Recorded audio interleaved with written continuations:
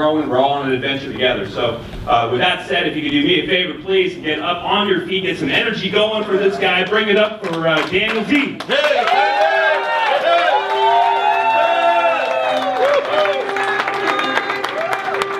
right. How's everybody doing today?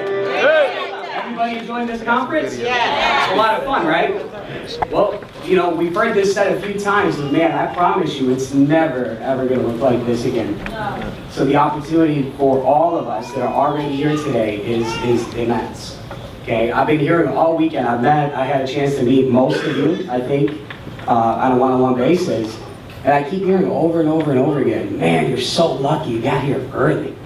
And you guys know my response is, right? Yeah, I still have the scars from that.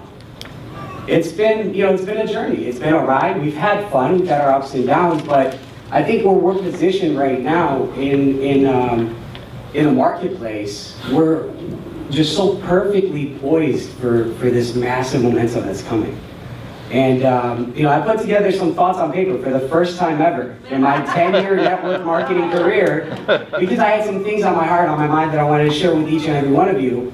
And these are basically a couple of stories that I think will help kind of mold your mindset. And I hope that you guys can connect with them, and I hope I can get through without getting emotional, because I'm not known as an emotional guy, but man, these stories are, they kind of get you there. Okay? So I'm not going to bore you with my story. Most of you know it. If you don't, go to YouTube. It's all over the place, right? But I want to talk to you about some people that I get excited about meeting. I love meeting people that have had, even the smallest modicum of success in the past. Because when you meet these people, they can smell an opportunity. You share it with them, and that's all you need to do. They're off to the races, and you're done, right? You can guide them along, you can help them, give them a few encouraging words here and there, but that's all they need from you. They don't need to be babysat. And then you have that other group, right? That somehow over the years, they simply became tamed by life. It reminds me of a story that I heard a long time ago that just really stuck with me. You ever hear one of those stories? And this story started in a circus with a little baby bear. This baby bear was taken from its mom at a young age, and it was put in a cage of its own. Now this cage was 8 foot by 12 foot. So this bear would walk 12 foot this way and 12 foot back all day, every day, and would just think, man, I gotta get out of here. This is not where I wanna be. I want fresh air, I want fish, right? All the things that bears want. But here it was, day after day, 12 feet this way and 12 feet back. And after a while, they got used to that, right? They got used to walking 12 feet back and forth, but as this bear grew bigger and stronger, it could no longer even stand up on its hind legs anymore, because the cage was not big enough. And 12 feet back, and 12 feet forth. And at first, when people would be mean to it, or they poke sticks at it, or throw things at it, it would roar and scare them off. But eventually, it stopped doing that because it just got used to it. And one day, a philanthropist went to the circus, and he said, man, I feel bad for that bear. It reminds me of my very own life. And I want to free that bear. I'm going to buy that bear. I'm going to put it in the best zoo in the world where it can live closest to its natural habitat.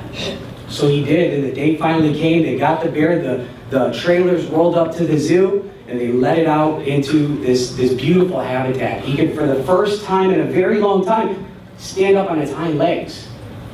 It could smell the fresh air. It could hear the birds chirping. It could see, it could hear the fish in the river and the waterfalls down the road. But this bear walked 12 foot this way and 12 foot that way. And would you guys believe that, the physical bars were gone, but the mental bars, they were still there. So this bear just kept 12 foot that way and 12 foot back until the day that it died, lived that whole life. What a waste. And there's so many people out there today that live the same way. Too many people doing that in the greatest country in the world today. One thing that I always brag about is an advantage that I have over most people, and this is something that Yoni and I have in common. We were both born in communist countries where there was zero opportunity, and here we are in America, the greatest country in the world, And so many people, 12 feet this way, 12 feet that way, can't even stand up on their hind legs anymore because they're beat up by life. It's a shame. And it's astonishing that you find somebody with a dream, and their dream is to have the big cage, that corner cage, or the golden cage at the top of the building. It's still a cage. That's not a dream, guys. That's not how we are meant to live. It's just not. People want freedom today. I hear this all the time. You know, money, Daniel, sure doesn't buy you happiness. Or being broke sure as hell doesn't either, so what's the point? So,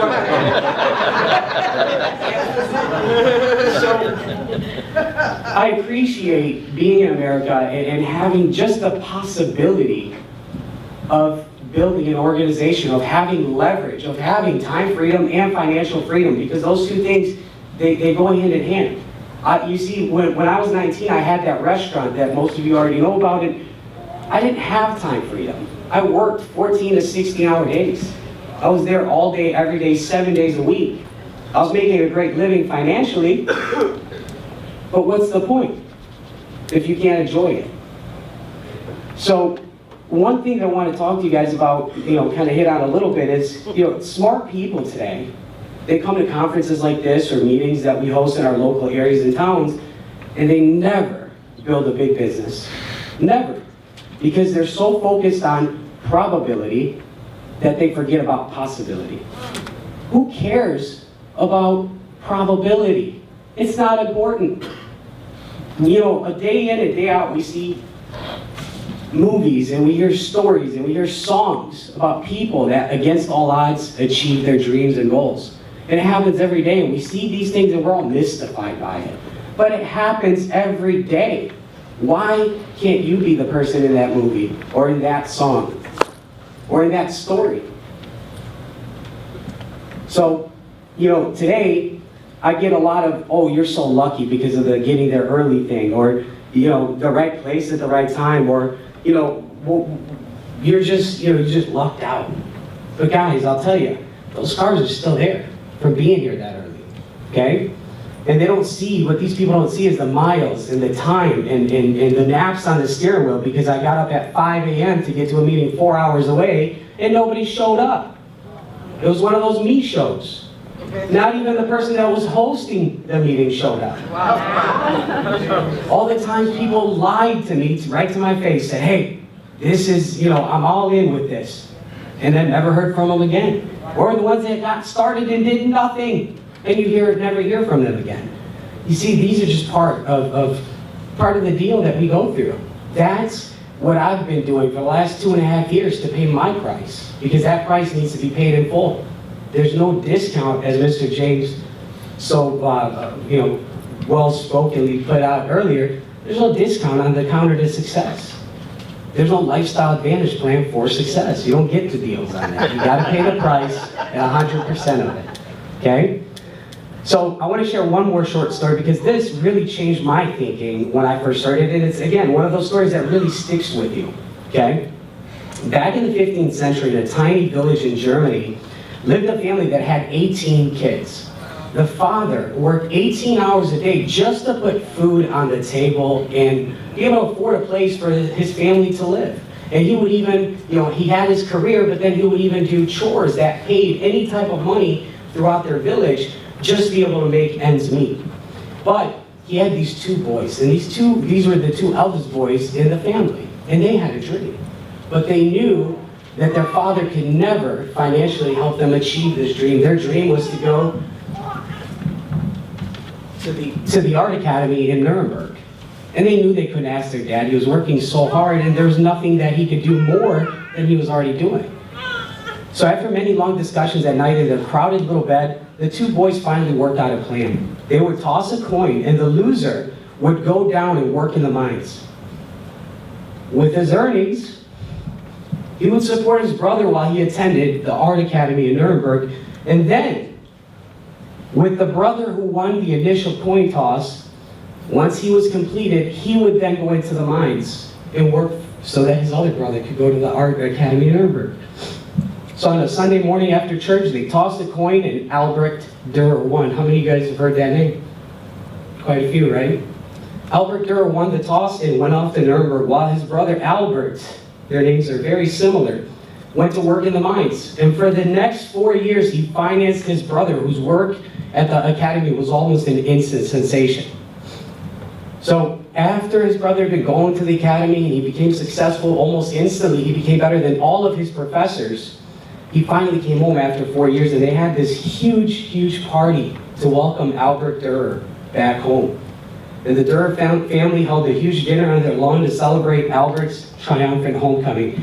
After a long and memorable meal, and with laughter and music, obviously, Albert rose from the head of the table to drink a toast to his beloved brother, who, for 4 years, he sacrificed, and that sacrifice had allowed him to reach his goals and dreams. And after the toast, I'm not sure what the entire toast consisted of, but he closed out with this. He said, "Now to my dear brother, I will finance you so that you can go off to Nuremberg and be able to achieve your dream as well." All the heads turned to the far end of the table where Albert sat. Tears were streaming down his face. He was shaking his head as he sobbed and repeated, "No, no, no, no." Finally, after he kind of pulled it together, wiped the tears from his cheeks, he glanced down at the long table, at the faces that he loved, and then he said softly, "No, brother, I cannot go to Nuremberg. It is too late for me. You see, because I've been working in the mines for the last 4 years, I've crushed every bone in my hand at least one time. I can't even pick up a glass to return your beautiful toast, let alone pick up a brush and put it to canvas." So more than 450 years have passed since then, and Albert Dürer's works hang in every museum all over the world, all the most famous museums all over the world. And there's so many different works that he's done, from paintings to etchings to carvings, but there's only one that you would ever recognize. At first, it was two hands, just like this. It was his brother's hands. At first, it was called just hands, but eventually it became known as the praying hands. And we're all familiar with that painting. So over the years, they've come to be known as the praying hands. So the next time, you guys, that you see a copy of that creation or the original somewhere, take a second look at it. Let it be a reminder to you, if you still need one, that none of us ever make it alone. You need a team behind you. Okay, you need some support, and we have that here with MWR Life. You know, Yoni, Kevin, and of course Uncle Paulie. These guys do a great job. I mean, they're there day and night. I'm on the phone with at least Yoni and Paulie at least every day. You know, sometimes I'll get a text message from Yoni with something that he thinks is just the hottest thing ever, as he likes to say. It's so hot. That's my South Florida accent. So, you know, they often say, and I'm going to close out with this, they often say it takes a village to raise a child, but I believe it also takes a family or a village to raise a national manager. Amen. This business of ours is about loyalty. It's about integrity and trust amongst one another, because if we don't have that, you know, the money, the stage time, all that stuff is worthless. It doesn't mean anything. But if you have the integrity and the trust within your group and the loyalty, that stuff will come. The lifestyle is a result of those things. So you see, vision sometimes, because when it's shared by somebody, like a Yoni, it's easy to catch it. It's easy to see it at first, but it's hard to keep it. It's elusive. It goes away very quickly, because you get a couple of no's, you know, you get kicked in the head a couple of times out there, and it just fades away, because we're human beings. It's hard to make it through those hard times, right? So you gotta commit yourself, as James mentioned earlier. You gotta commit yourself to paying that price, and it's gotta be paid in full. Okay? Even if we're not on the same team, we're still part of the same family. And I work with everybody, and I think all of the leaders here have that type of mindset. You know, Kim and I have never been on the same team, but she's like, I always say older sister, but then I found out that she has kids older than me. So we'll stay with older sister, right? So I've made the commitment here with MWR Life to pay the price no matter what. And I'll be the Albert Dürer for my family and my future wife and kids. And I challenge each and every one of you to do the same. Because that's what it takes to be a winner today. Make the commitment and pay the price. Thank you guys.